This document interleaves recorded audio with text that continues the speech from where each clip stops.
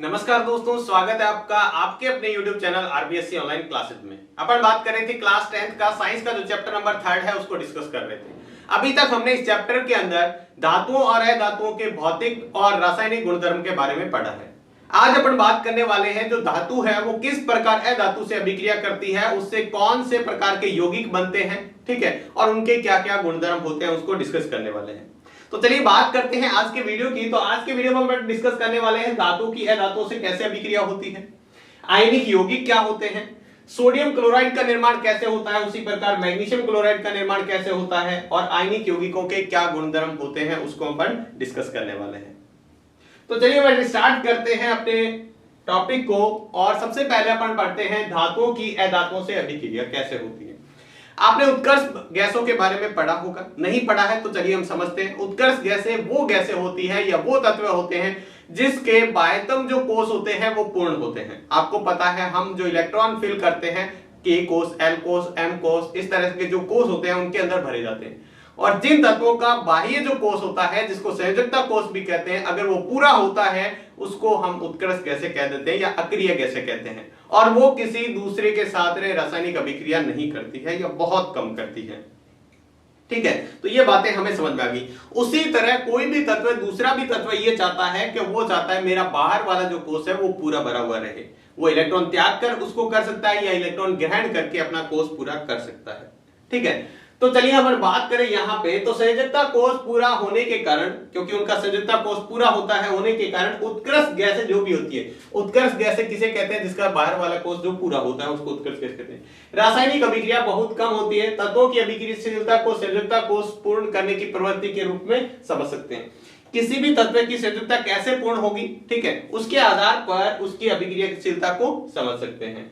चलिए हम यहां पे देखते हैं उत्कर्ष गैसें होगी, कुछ तत्व होंगे, कुछ धातुएं होंगी, कुछ अधातुएं हैं, उनके किस तरह से संयोजकता कोष में इलेक्ट्रॉन जो है वो भरे होते हैं, किस तरह से उसके अंदर जो कोष है वो इलेक्ट्रॉनिक विन्यास कैसे होता है उसका वो समझते हैं।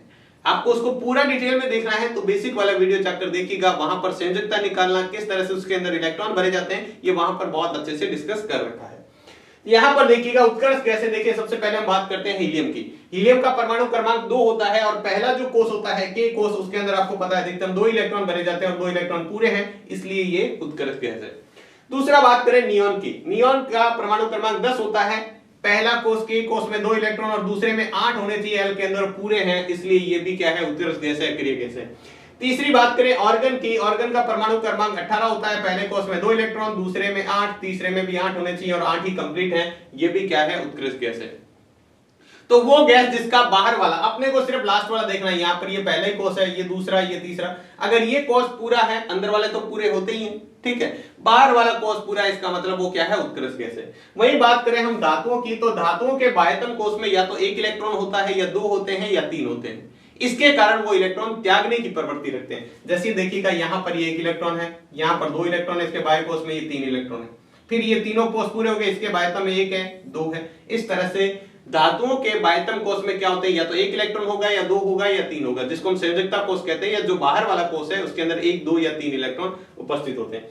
वहीं अधातुओं की बात करें तो अधातुओं के बाह्यतम कोष में या तो 5 इलेक्ट्रॉन होते हैं या 6 होते हैं या फिर 7 होते हैं, इसलिए उसके अंदर इलेक्ट्रॉन ग्रहण करने की प्रवृत्ति होती है। देखिएगा यहाँ पर 5 है, 6 है, 7 है, यहाँ पर 5 है, 6 है, 7 है, तो ये बाह्यतम कोष में इसके क्या होते हैं, 5, 6 या 7 इलेक्ट्रॉन होते हैं, ठीक है।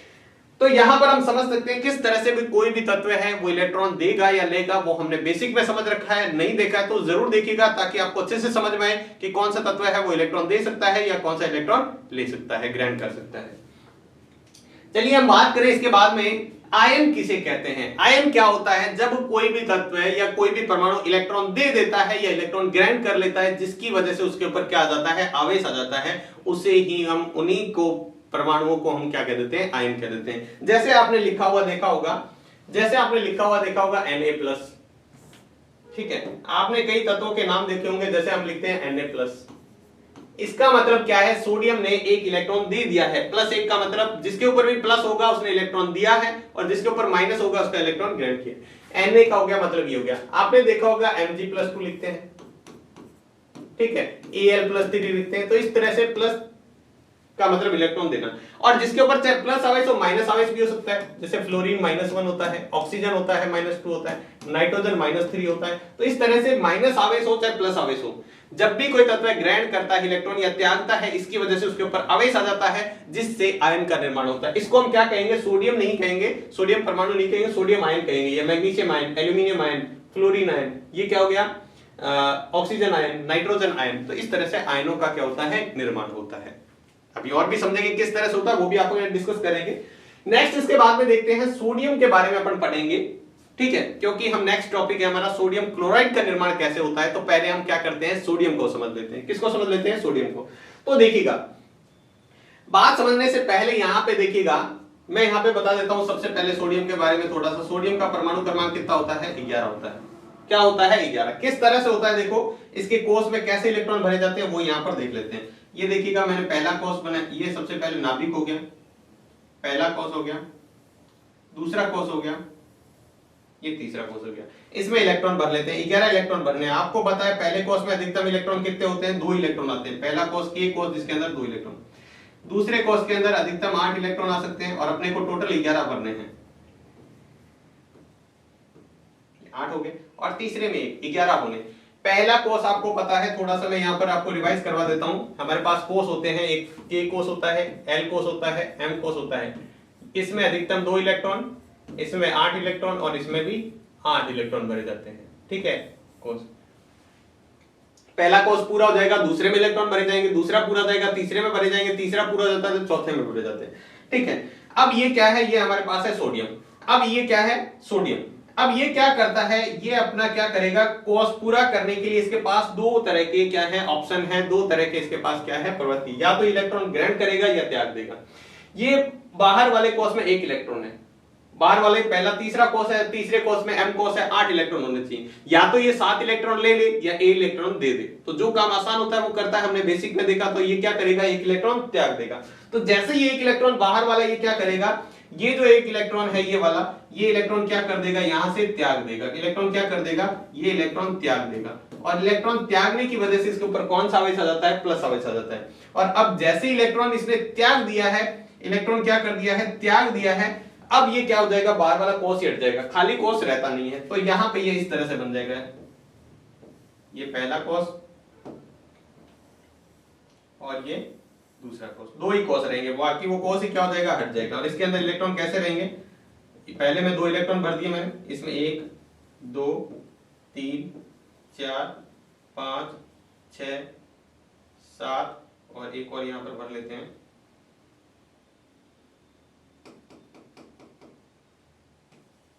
2 3 4 5 6 7, और ये 8 इलेक्ट्रॉन हो गए। और प्लस इसने क्या किया है, प्लस आपको पता है इसने क्या कर दिया था, 1 इलेक्ट्रॉन त्याग दिया था, तो ये आ गया इसका 1 इलेक्ट्रॉन यहाँ पर। और इसके ऊपर कौन सा आवेश हो जाता है, प्लस आवेश। कौन सा आवेश आ जाता है, प्लस आवेश, क्योंकि इसके पास 1 इलेक्ट्रॉन इसने त्याग दिया है। तो हम इसको इस तरह से भी लिख सकते हैं। इसको आप इस तरह से लिखते हो, देखिएगा किस तरह से, यहाँ पे मैं इसके नीचे लिख देता हूं यहाँ पे, ताकि अच्छे से समझ में आ जाए हमें,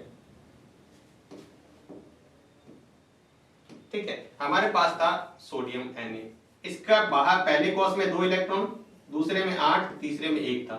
जैसे इसके पास क्या हुआ, इसने अपना कोष अष्टक पूरा करने की कोशिश की, ठीक है, तो इसने क्या कर दिया, 1 इलेक्ट्रॉन त्याग दिया, और 1 इलेक्ट्रॉन त्यागने की वजह से इसके ऊपर कौन सा आवेश आ जाता है, प्लस आवेश आ जाता है। कौन सा आवेश, अब इसके पास इस कोष में 2 और 8 इलेक्ट्रॉन है, देख सकते हैं यहाँ पे 2 और 8 ही है, ठीक है, और 1 इलेक्ट्रॉन इसने त्याग दिया। इस तरह से सोडियम से सोडियम आयन का निर्माण होता है। तो किस तरह से किस तत्व का आयन का निर्माण होता है, अब इसको समझते हैं। देखो अब इसको चीजों को समझते हैं, ध्यान से देखिएगा, ध्यान से देखिएगा। सोडियम का परमाणु का इसको लिखना कैसे है, जब हम सोडियम क्लोराइड का निर्माण लिखेंगे तो ये चीजें हमें लिखनी होती है। आपको पता है सोडियम का परमाणु क्रमांक कितना होता है, 11। इसके बाहर वाले कोष में क्या है, 1 इलेक्ट्रॉन है। अब ये कोष पूरा करने के लिए एक इलेक्ट्रॉन को क्या कर देगा, त्याग देगा। 1 इलेक्ट्रॉन क्या कर देगा, त्याग देगा। और आपको पता है जैसे सोडियम 11 नंबर पे था, इसका मतलब इसके अंदर क्या है, इसका मतलब इसके अंदर जो इलेक्ट्रॉन है वो भी 11 है, और प्रोटॉन है वो भी 11 है। आपको पता है इलेक्ट्रॉन के ऊपर माइनस आवेश होता है, इसके ऊपर प्लस आवेश होता है। लेकिन जैसे ये इलेक्ट्रॉन त्याग देगा, तो बताओ 1 इलेक्ट्रॉन इसने त्याग दिया, 1 इलेक्ट्रॉन माइनस हो गया, तो अब इलेक्ट्रॉन बचे हैं 10, लेकिन प्रोटॉन 11 के 11 है। इसलिए इसके ऊपर कौन सा आवेश आ जाता है, प्लस आवेश आ जाता है। तो ये लिखा है था सोडियम का परमाणु क्रमांक 11 होता है, इसके बाह्यतम कोष में एक इलेक्ट्रॉन होता है और अपना कोष पूरा करने के लिए एक इलेक्ट्रॉन क्या कर देता है, त्याग देता है। ठीक है, तो L कोष बाह्यतम कोष बन जाता है। पहले कौन सा कोष था, ये था M कोष था जिसमें एक इलेक्ट्रॉन था, लेकिन अब L कोष हो गया क्योंकि वो तो खाली हो गया और कोष खाली होते ही हट जाता है। ठीक है, L कोष क्या हो गया, बाह्यतम कोष जिसमें स्थायी अष्टक उपस्थित है, यानी इसमें पूरा कोष है, इसका अष्टक पूरा है इसका। इस परमाणु के नाभिक में 11 प्रोटॉन है। अब इसके प्रोटॉन तो सारे यहाँ नाभिक में होते हैं और इलेक्ट्रॉन इसके चारों ओर चक्कर लगाते हैं। तो 11 प्रोटॉन है इसके पास, लेकिन इलेक्ट्रॉनों की संख्या कितनी रह गई है, 10 रह गई है, जिसकी वजह से इसके ऊपर क्या आ जाता है, +1 आवेश आ जाता है। इसकी वजह से क्या हो जाता है, धनावेश आ जाता है और सोडियम आयन का निर्माण हो जाता है, सोडियम आयन Na+ का निर्माण हो जाता है।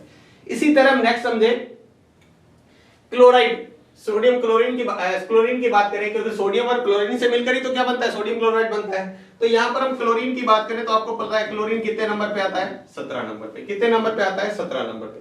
तो यहां पे भी हम उसी तरह से समझने की कोशिश करें तो ये क्या होगा, देखिएगा मैं यहां पे बनाता हूं, ये हो गया इसका नाभिक, पहला कोष, दूसरा कोष, ये हो गया इसका तीसरा कोष। इसके अंदर इलेक्ट्रॉन भर लेते हैं जल्दी से ताकि हम अच्छे समझ में आ जाए। पहले कोष में कितने आएंगे, 2 इलेक्ट्रॉन, इसमें 8 इलेक्ट्रॉन, 1 2 3 4 5 6 7 और ये 8, अभी 10 हो गए, 17 बन रहे टोटल, 1 2 3 4 5 6 7। बाहर वाले कोष में देखो, पहला कोष होता है K कोष, K कोष में कितने हैं, 2 पूरे हैं। L कोष में कितने हैं, 8 पूरे हैं। लेकिन M कोष में कितने हैं, 7, होने कितने चाहिए, 8। तो ये क्या करता है, दूसरे से एक इलेक्ट्रॉन ग्रहण कर लेता है। किसी भी दूसरे से क्या करेगा, दूसरे तत्व से एक इलेक्ट्रॉन ले लेगा और जैसे इलेक्ट्रॉन लेगा तो एक इलेक्ट्रॉन इसका पूरा हो गया और अब इसका अष्टक भी क्या हो जाएगा, पूरा हो जाएगा। तो इस तरीके से हम लिख सकते हैं, ये नाभिक हो गया, पहला कोष, दूसरा कोष और तीसरा कोष।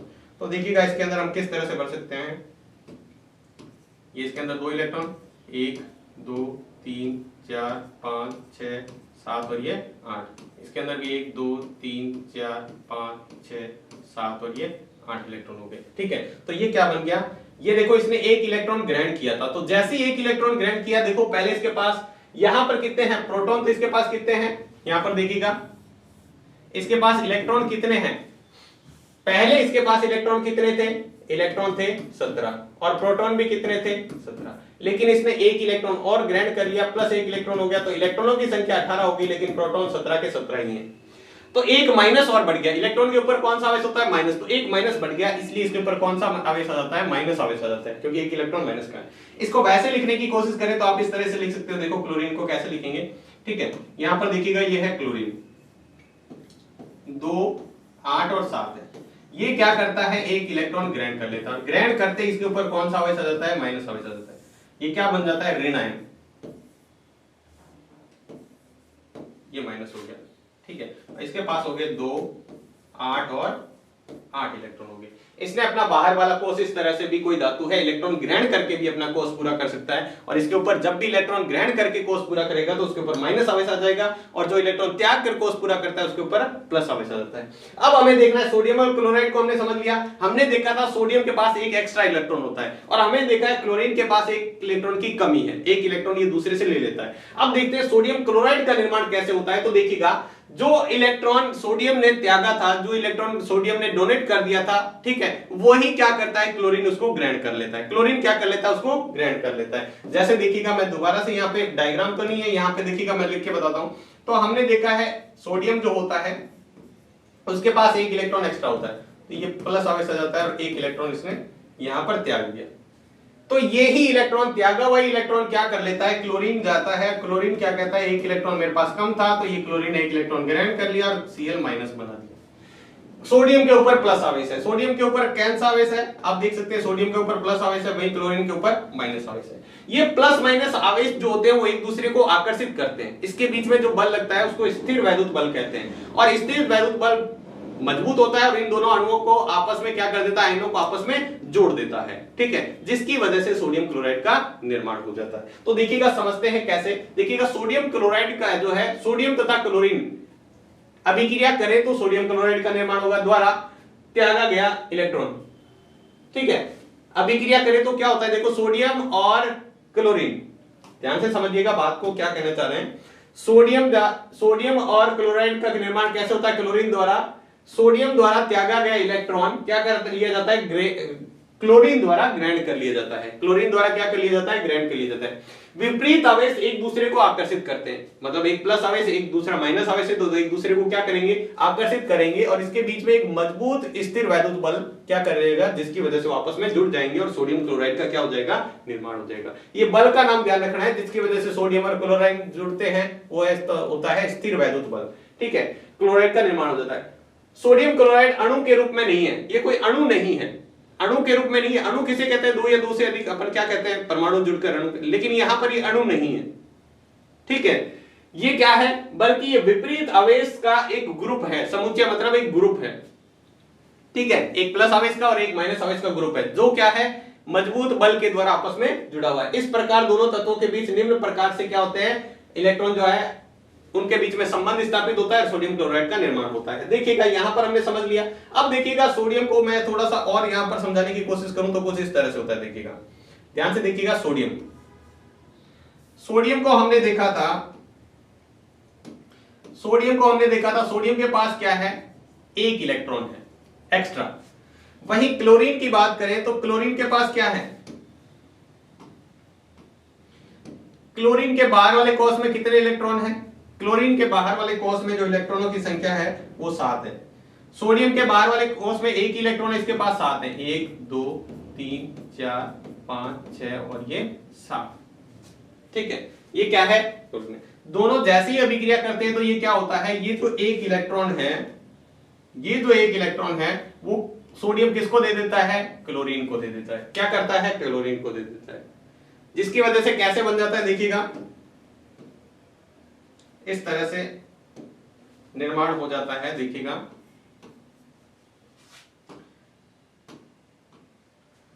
सोडियम एक इलेक्ट्रॉन दे देता है तो ये बन जाता है प्लस। क्या बन जाता है? प्लस बन जाता है। ठीक है, और क्लोरीन कैसे बन जाता है? क्लोरीन इस तरह से बन जाएगा। देखिएगा, मैं क्लोरीन को अभी एक अलग कलर से दिखाता हूं ताकि आपको समझ में आ जाए।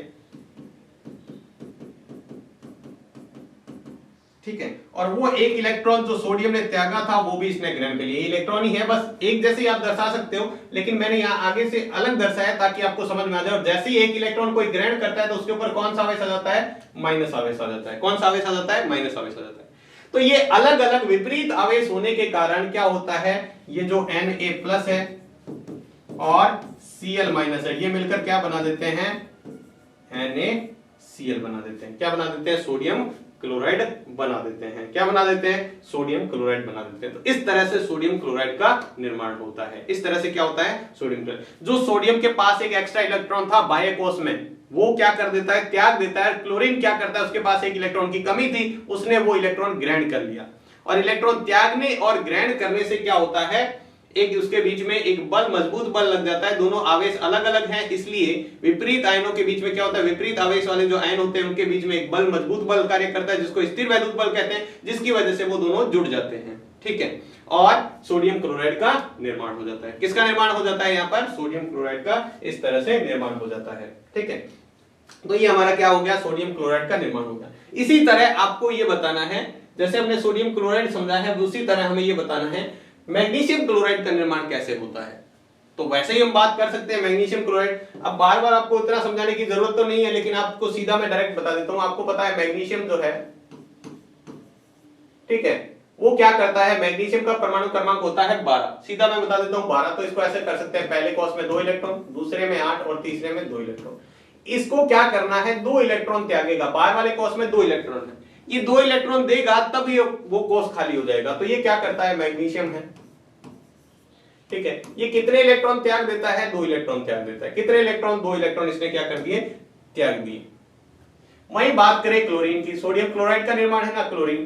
क्लोरीन क्या करता है? इसको तो एक इलेक्ट्रॉन की जरूरत है, ये Cl- बन गया। ये क्या बन गया? Cl-। क्लोरीन का परमाणु क्रमांक आपको पता है कितना होता है? 2 8 और 7 होता है। जैसे ये माइनस ग्रहण करता है तो 2 8 8 हो जाता है। 2 8 8 हो गया, इसका भी कोष पूरा हो गया। अब देखिएगा किस तरह से होता है। मैं यहां पर ये बना की कोशिश करता हूं आपको समझाने की, तो आपको अच्छे से समझ में आ जाएगा। पहले मैं यहां पर बना देता हूं मैग्नीशियम। ठीक है, बीच में लाइन खींच लेते हैं ताकि आपको अच्छे से ध्यान में रहे।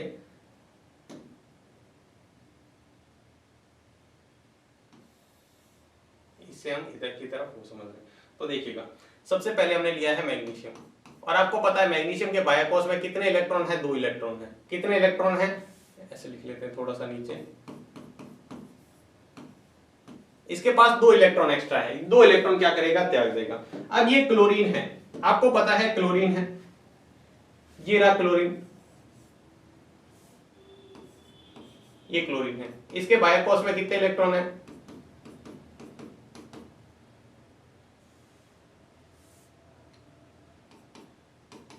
1 2 3 4 5 6 और ये 7। दूसरा एक और क्लोरीन है,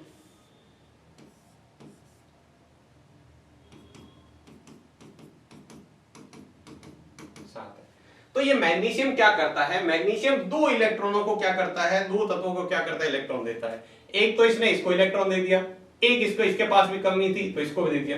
तो मैग्नीशियम ने क्या कर दिया? 2 क्लोरीन की संयोजकता पूरी कर दी, 2 क्लोरीन के तत्वों को पूरा कर दिया। तो ये किस तरह से निर्माण हो जाता है? देखिएगा, ये इस तरह से बन जाता है। इसको हम बनाना चाहे तो इस तरह से बना सकते हैं। देखिएगा, तो मैग्नीशियम क्या हो जाएगा? Mg, और इसके ऊपर क्या आ जाएगा? +2 आ जाएगा। वहीं क्लोरीन की बात करें, क्लोरीन की बात करें तो क्लोरीन क्या होगा? Cl है, और इसके ऊपर क्या है? -1 की आवश्यक। लेकिन क्लोरीन कितने हैं? 2 हैं। क्लोरीन कितने हैं? क्लोरीन के परमाणु कितने हैं? 2 हैं। 2 आयन है क्लोरीन के। तो ये मिलकर आपस में क्या करता है? ये जो मैग्नीशियम है, इसके ऊपर +2 संयोजकता होती है, वो 2 क्लोरीन से Cl- से अभिक्रिया करता है और क्या बना देता है? मैग्नीशियम क्लोराइड बना देता है। यहाँ पर 2 क्लोरीन की संयोजकता पूरी होती है। तो इस तरह से क्या होता है? मैग्नीशियम क्लोराइड का निर्माण होता है। इस तरह से क्या होता है? मैग्नीशियम क्लोराइड का निर्माण होता है। यहाँ पर आपको समझ में आ गया।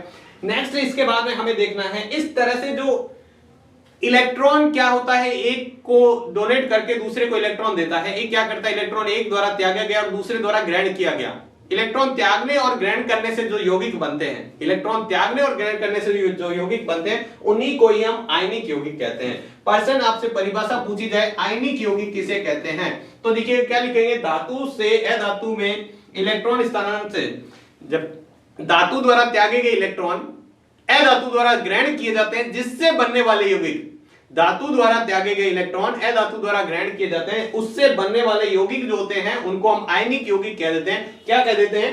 या तो हम उसको आयनिक यौगिक कह देते हैं या विद्युत संयोजक यौगिक भी कहते हैं। आपसे विद्युत संयोजक यौगिक कंफ्यूज करने के लिए पूछ सकता है, आयनिक यौगिक किसे कहते हैं, ठीक है, या फिर विद्युत संयोजक यौगिक। धातु द्वारा त्यागे गए इलेक्ट्रॉन जब अधातु द्वारा ग्रहण किए जाते हैं और उससे बनने वाले जो यौगिक होते हैं उसको हम आयनिक यौगिक या फिर वैद्युत संयोजक यौगिक कहते हैं। तो ये परिभाषा आपको अच्छे से ध्यान में रखनी है। हमें दोनों समझ में आ गया, मैग्नीशियम क्लोराइड का निर्माण कैसे होता है, सोडियम क्लोराइड का कैसे होता है, ये हमें अच्छे से समझ में आ गया। उसके बाद में हमने देख लिया आयनिक यौगिक किसे कहते हैं। उसके बाद में हमें देखने हैं आयनिक यौगिकों के कुछ गुण देखने हैं, प्रॉपर्टीज देखनी है। तो सबसे पहला है आयनिक यौगिक का पहला गुण जो है वो ये है कि जो भौतिक प्रकृति इनकी बात करें, फिजिकल स्टेट कैसी होती है, भौतिक प्रकृति, तो ये आयनिक यौगिक होते हैं वो क्या होते हैं? ठोस होते हैं और कठोर होते हैं तथा भंगुर होते हैं। ठोस होते हैं, ठोस मतलब आपको पता ही है सॉलिड होते हैं।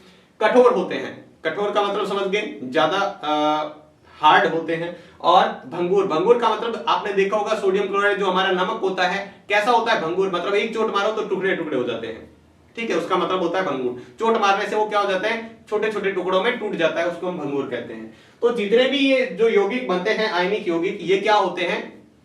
आयनिक यौगिक क्यों कहते हैं आपको पता है? आयनों के आपस में जुड़ने से जो यौगिक बनते हैं उनको आयनिक यौगिक कह देते हैं, या फिर किसी तत्व द्वारा या धातुओं द्वारा त्यागे गए इलेक्ट्रॉन जब अधातु द्वारा ग्रहण किए जाते हैं उनसे जो यौगिक बनते हैं उनको आयनिक यौगिक कहते हैं। और ये कैसे होते हैं प्रकृति में? आयनिक यौगिक कठोर होते हैं, ठोस होते हैं और भंगुर होते हैं। कठोर, ठोस और भंगुर होते हैं। दूसरी बात करें इसके गलनांक और क्वथनांक की। गलनांक का मतलब क्या होता है? जिस ताप पर कोई भी पदार्थ गलने लग जाता है या पिघलने लग जाता है उसको हम गलनांक कहते हैं। और जिस ताप पर कोई भी पदार्थ वाष्पित होने लग जाता है, गैस में बदलने लग जाता है, उसको हम क्वथनांक कहते हैं। गलनांक का मतलब होता है गलना यानी पिघलना और क्वथनांक का मतलब होता है गैस में परिवर्तित होना। तो आयनिक यौगिकों का गलनांक और क्वथनांक उच्च होता है। क्यों उच्च होता है? क्योंकि इसके बीच में जो आपस में जोड़ने का बंध जो बना है वो बहुत मजबूत है। इस मजबूत बंध की वजह से ये ठोस और कठोर होते हैं, ठीक है। और ये बंध इतना मजबूत होता है कि इसको बहुत ज्यादा उष्मा चाहिए, बहुत ज्यादा क्या चाहिए, हीट चाहिए, टेम्परेचर चाहिए इस बंध को तोड़ने के लिए। ये जब टूटेगा तभी वो पिघलना स्टार्ट होगा, तभी क्या होगा, वो पिघलना स्टार्ट होगा, या फिर हम कहें गैस में बदलना स्टार्ट होगा। तो इसके लिए क्या है, आयनिक यौगिकों का गलनांक और क्वथनांक क्या होता है, उच्च होता है, मतलब बहुत ज्यादा होता है, ठीक है। क्योंकि इसमें इसके बीच में क्या होता है, अंतर आयनिक आकर्षण बल जो पाया जाता है, मतलब हम जिसको कहते हैं स्थिर वैद्युत बल जो पाया जाता है, मजबूत स्थिर वैद्युत बल। कोई भी पदार्थ है लिक्विड में तभी चेंज होता है जब उसके आयन क्या हो जाते हैं, टूट जाते हैं। आयनिक यौगिक की बात करें तो जो आयन टूटेंगे तो उसके लिए आपको बहुत ज्यादा उष्मा देने की जरूरत पड़ेगी। तो गलनांक और क्वथनांक इसका क्या होगा, उच्च होगा। उसके बाद बात करें घुलनशील, ये घुलनशीलता नहीं है, ध्यान रखना, इसको हम चालकता कहेंगे। इनकी चालकता की बात करें,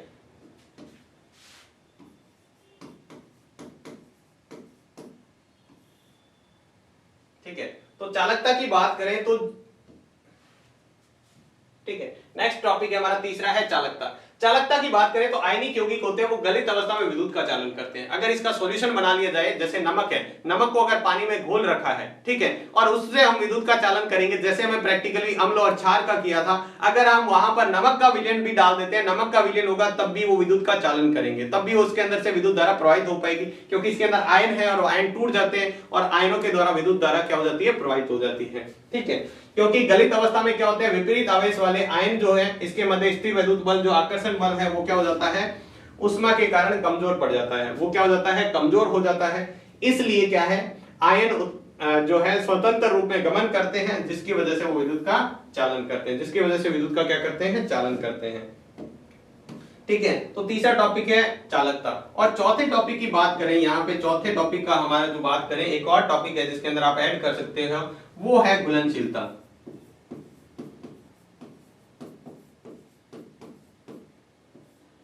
घुलनशीलता की बात करें तो जल में तो क्या होते हैं,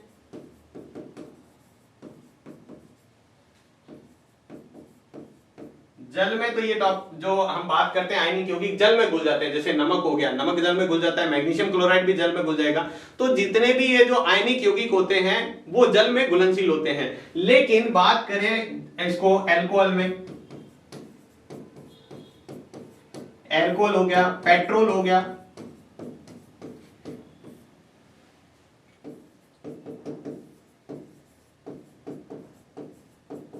ये क्या है, बात करते हैं हम किसकी, घुलनशीलता की। तो जल में तो घुलनशील होते हैं, आयनिक यौगिक जितने भी होते हैं जल में घुलनशील होते हैं, लेकिन एल्कोहल की बात करें, पेट्रोल की बात करें तो इसमें नहीं घुलते हैं, इसमें अघुलनशील होते हैं। इसमें क्या होते हैं, अघुलनशील होते हैं। जल में घुलनशील होते हैं लेकिन पेट्रोल, एल्कोहल इसमें अघुलनशील होते हैं। तो ये हमारे थे आयनिक यौगिकों के गुणधर्म।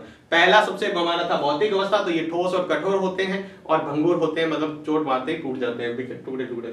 गलनांक और क्वथनांक बहुत हाई होता है, क्योंकि इसमें बीच में मजबूत क्या होता है, अंतराणविक बल या जिसको कहते हैं आयनिक बल जो पाया जाता है, जिसकी वजह से चालकता की बात करें तो विद्युत का सुचालक होते हैं सारे। इनके विलयन गलित अवस्था में, ये जो लिक्विड फॉर्म में होती है, ठीक है, जब इनको पिघला देते हैं तब ध्यान रखना, जब इनको पिघला देते हैं तो विद्युत का चालन करते हैं, ठीक है। या फिर इसका जलीय विलयन है वो भी विद्युत का अगर घुलनशील है तो चालन करेगा, पानी में घोल रखा है। इसके बाद में इसकी बात करें घुलनशीलता की, तो ये क्या होते हैं, जल में घुलनशील होते हैं, लेकिन एल्कोहल या पेट्रोल की बात करें तो उसमें अघुलनशील होते हैं। तो ये हमारे कुछ महत्वपूर्ण टॉपिक थे आयनिक यौगिकों के बारे में, ठीक है। तो उम्मीद है आपको समझ में आ गया होगा कि किस तरह से धातु अधातु से अभिक्रिया करती है और उससे बनने वाले यौगिक होते हैं जिसको हम आयनिक यौगिक कहते हैं, और उसके क्या गुणधर्म है, किस तरह से मैग्नीशियम क्लोराइड का निर्माण होता है, किस तरह से सोडियम क्लोराइड का निर्माण होता है। उम्मीद है आपको अच्छे से समझ में आ गया होगा। फिर भी अगर कोई डाउट है तो आप कमेंट बॉक्स में लिखकर बता सकते हैं। आज की वीडियो में बस इतना ही, मिलते हैं नेक्स्ट वीडियो में और भी इसी चैप्टर के इंपॉर्टेंट टॉपिक के साथ। तब तक के लिए धन्यवाद।